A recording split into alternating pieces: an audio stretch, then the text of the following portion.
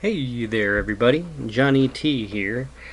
Today we're going to work on a Shinola Argonite 775 watch. These watches are made in Detroit. This watch has a dead battery. I have replaced the battery in this watch before, but it seems to have died again. And this watch is small.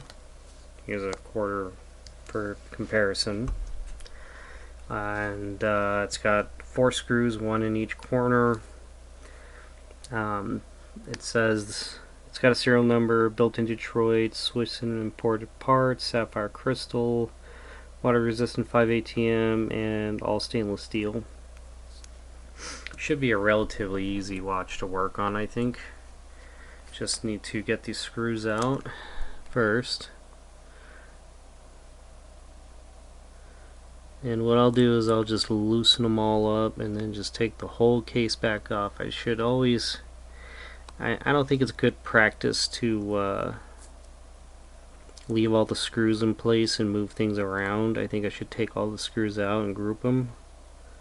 But I might be a bit too lazy for that at the moment. So what I'm going to do is just take the whole thing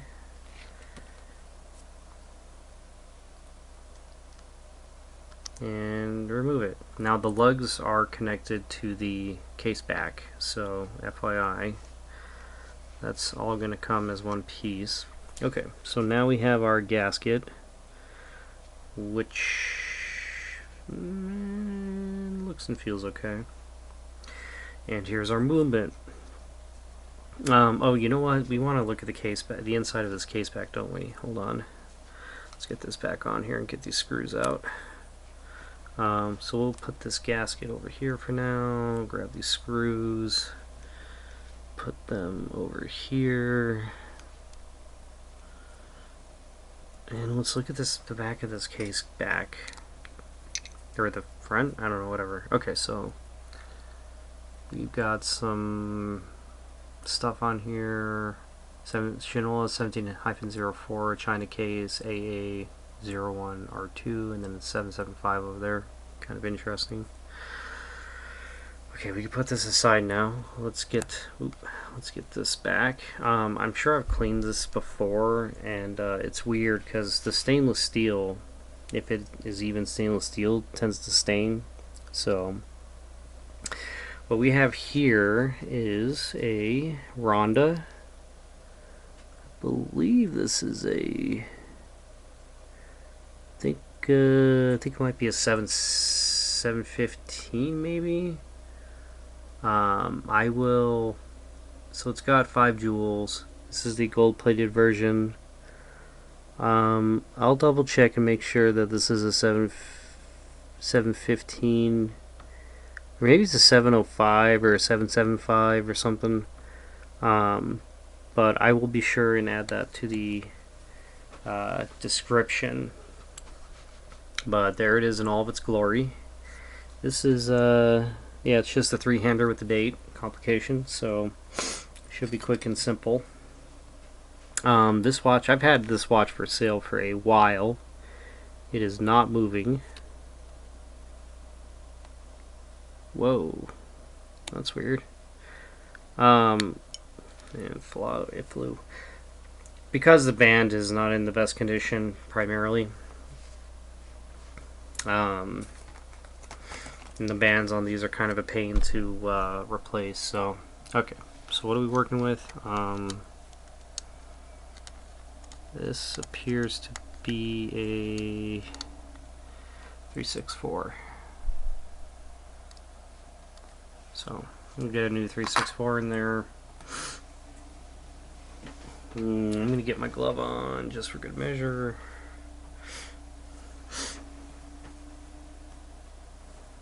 Three, 6, 4 should be 364. There it is. Okay. Alright.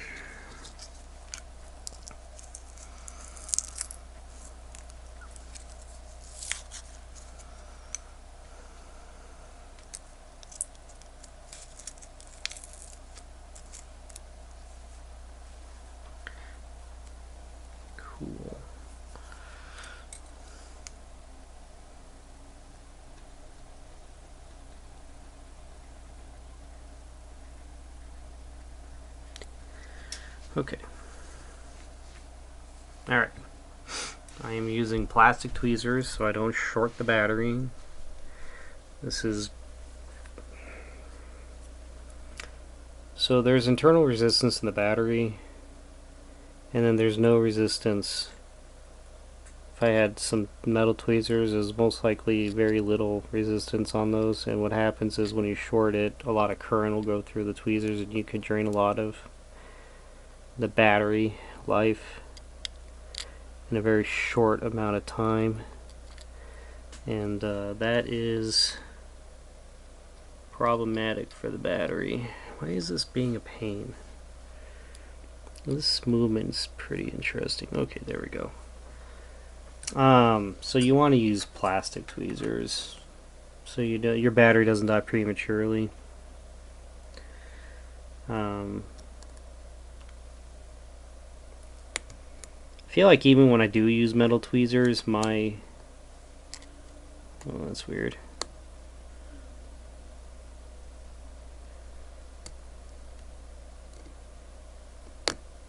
There we go. Oop. Got a piece of my glove caught.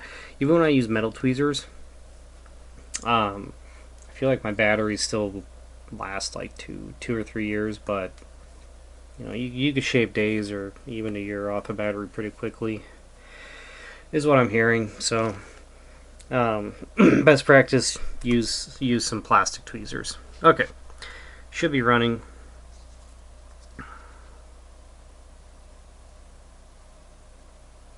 Oh yeah, okay. So it's giving me the low battery indicator signal now.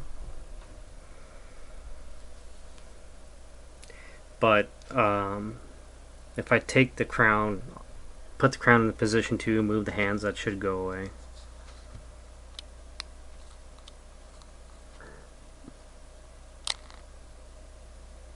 Yep, just like that, and the spacer fell out. Whoops. Yeah, interesting. Okay, anyways. See, now it's working. And I think I mentioned that in another video where with these Ronda movements, sometimes you have to take the crown out and move the hands before it'll start running properly. So this is a prime example of that. Alright, cool. Sweet. Quick and easy. Let's get this spacer back in and get it aligned and make sure this is all good to go. Should be.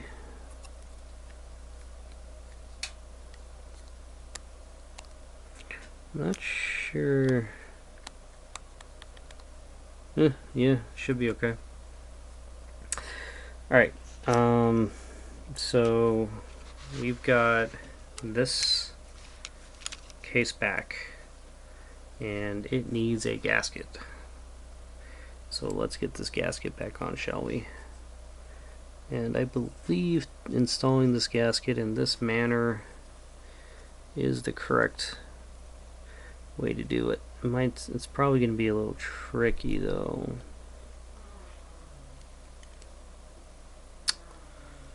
But there it goes, it's on now.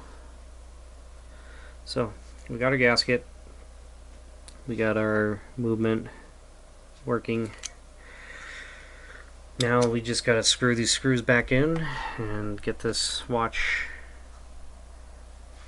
back together.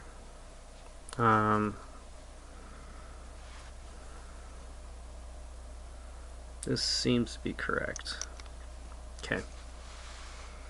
Alright, let's just get these screws back in and then we'll get some dimensions and call it a day. Yeah, this birdie watch, kind of a mistake. I'm pretty sure I'm not making any money on it. So if you ever see one of these used in the bracelet, you know, if the band looks like this, where it's kind of shredded up, I mean, it's still totally usable, but, you know, I don't know why this watch isn't moving. It's decent enough. Specs are definitely not bad. It's a Shinola. People seem to like Shinola watches because, well, they're made in the United States, and that's important to some people. The MSRP on watches like this, I feel like, is pretty high. I think these watches go for somewhere around 400 to 600, I think. And you're paying for the United States labor there, obviously, because we charge more per hour of work on our things in the United States, so stuff just is going to be more expensive as a result. It's one of the reasons why sweatshops are so popular. Cheap labor means the product can cost less. So, okay, that's back together now. And it's running as it should. This watch should be running, even though it's not selling. I'm going to have to drop the price again and again and again. The specs on this are... it's about 34 millimeter case size. So the strap you want to get on something like this is about 8 millimeter. And then the lug to lug, so the lugs are pretty short.